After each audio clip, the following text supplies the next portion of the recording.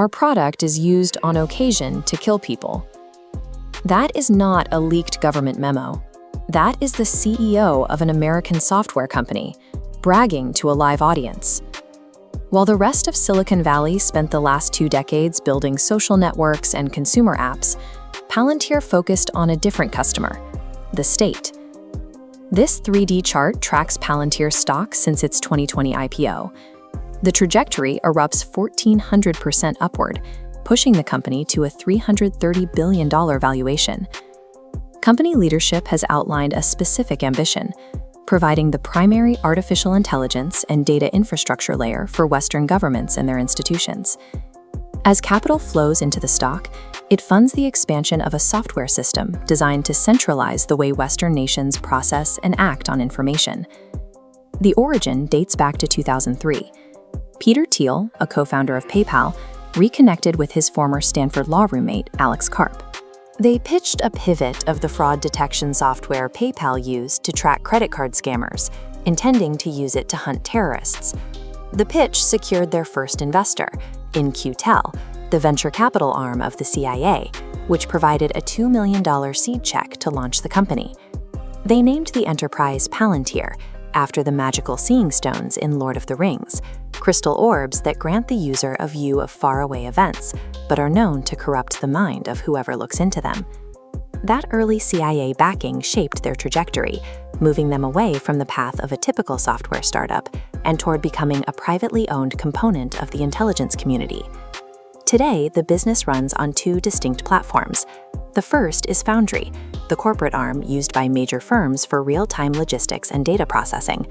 Global companies including Ferrari, Airbus, and Morgan Stanley rely on Foundry to manage their internal supply chains and operations. Their second platform, Gotham, is an operating system used for military targeting and domestic surveillance. Gotham functions by pulling together fragmented databases, including files from the IRS, Medicare, and immigration records, into a single searchable web.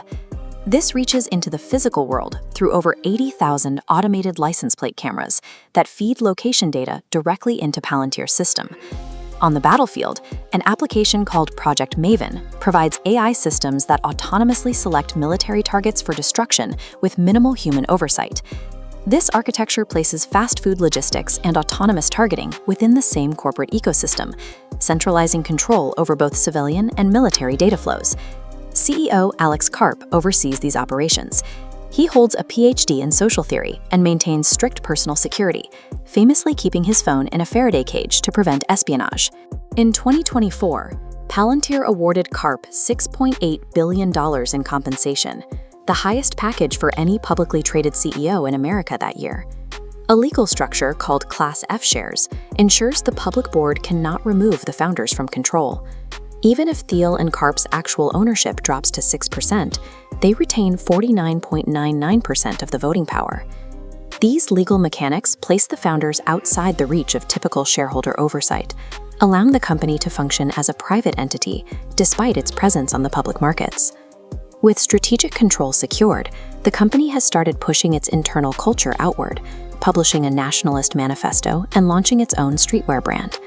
They are attempting to build brand desirability around a company that builds automated killing pipelines, marketing patches, and high-end apparel to the public.